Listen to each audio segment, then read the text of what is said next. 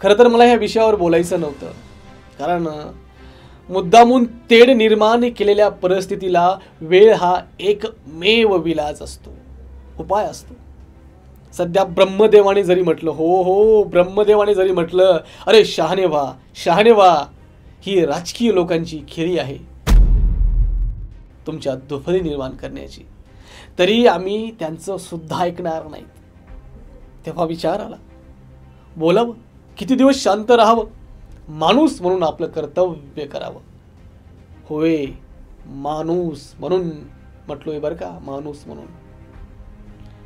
पहा, जेव्हा अल्लाउद्दीन खिल्जीने भारतातील एका प्रांतावर, राज्याच्या एका राज्यावर आक्रमण केलं, तेव्हा शेजारील दुसऱ्या राज्याला वाटलं त्याच्यावर आक्रमण केलं, त्यात माझं काय, माझ्यावर थोडीच केलंय आणि तो जरा माझलाच होता, करू द्या.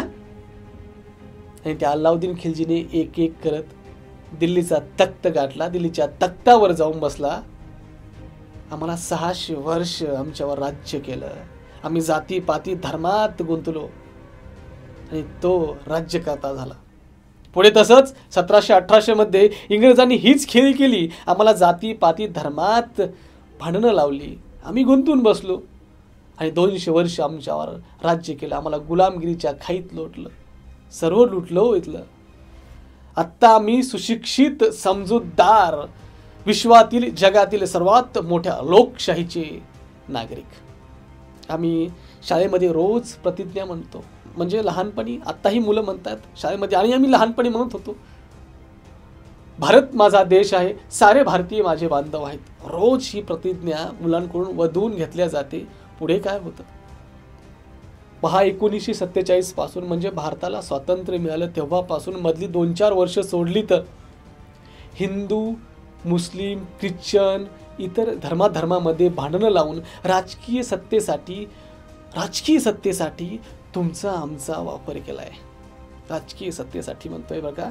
कोण्याच धर्मानं, कोण्याच जातीने सांगितलेलं नाही की दुसऱ्या जातीचा, दुसऱ्या धर्माचा द्वेष करा म्हणून, कोण्याच पुराणामध्ये नाही.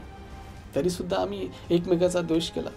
चला, पुढे ह्या राजकीय लोकांना वाटलं आता धर्मात भांडणं बस झाली, लोक तीच असली पाहिजे, लोकांची डोकी तीच फुटली पाहिजे, लोक तीच मिली पाहिजे, भांडणाचं स्वरूप नवीन असलं पाहिजे. चला, भांडणाचं स्वरूप नवीन घेतलं, जाती ते भांडणं लावली. याला कारण सगळ्यात मोठं सोशल मीडिया. बघा, हे यूट्यूब, फेसबुक, व्हॉट्सअपच्या माध्यमावर मी आता बोलत आहे, ते सुद्धा माध्यम. हे माध्यम विदेशी भांडणं लावायला नंबर 1. त्यामध्ये सर्वात जास्त मीठ घोळायचं काम म्हणजे इथल्या इलेक्ट्रॉनिक मीडियाचं.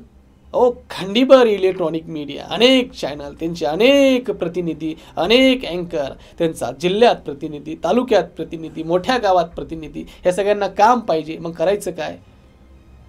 भडकाऊ भाषणाची क्लिप, भडकाऊ भाषणाला तिथून TRP मिळते, लोक जास्त बघतात, तिथून मग ती घ्यायची घटना दाखवायची. सगळेच वाईट आहेत अशातला भाग नाही, सगळेच राजकारणी वाईट आहेत अशातलाही भाग नाही, सगळेच चॅनल वाईट आहेत अशातलाही भाग नाही. पण जे वाईट आहेत त्याला आपण समजून घेतलं पाहिजे. चला पुढे, आत्ता मी डायरेक्ट मुद्द्यावर येतो. तुम्हाला सांगतो, 2016 मध्ये असंच 2 समाजात तेढ निर्माण करायचं काम केलं. बहुतांश हे दोन्ही समाजामध्ये 1-1.5 वर्ष तेढ निर्माण झालं. दोन्ही समाज आपापल्या परीने भरपूर या दोन्ही समाजांनी भोगलं आणि पुढे ह्या समाजाला कळू लागलं, दोन्ही सुशिक्षित समाज होत, ह्या समाजाला कळायला लागलं की आपल्या चित्तेवर कोणीतरी भाकर पोळी भाजत आहे. मग ते हळूहळू समाज दोन्ही एकत्र यायला लागले, एकमेकाची गळी मिळायला लागली. कोणी जय शिवराय म्हणायला लागलं तर कोणी जय भीम म्हणायला लागलं. एका सुरात हे गाऊ लागले, पुन्हा एकत्र झाले. आत्ता तीच परिस्थिती निर्माण करण्याचा प्रयत्न नाही, तीच परिस्थिती निर्माण बहुतांश प्रमाणात झालेली आहे बरं का. पण बहुतांश लोक सुद्धा हुशार आहेत, समजदार आहेत. काही नाही, हे निवडणुका झाल्या की परत हे दोन्ही समाज एकत्र येणार आहेत. पण सध्या एकमेकाचं भांडणं लावायचं काम हे करत आहेत. बरे, भांडणं कोण लावत आहेत? भडकाऊ भाषण कोण करत आहेत? स्वयंघोषित नेते हे, ज्यांना उद्या निवडणुकीत उभं राहायचं आहे, 4 लोकात यायचं आहे, कामं तर काहीच नाहीत. मग काय करायचं? तर वाहत्या गंगेमध्ये हात धुवायचे, भडकाऊ भाषणं द्यायची. बघतायत तुम्ही की भडकाऊ भाषणं देणारे कोण आहेत? लक्षात घ्या. बाकी जे व्हायचं आहे ते घटनेनुसार होईल.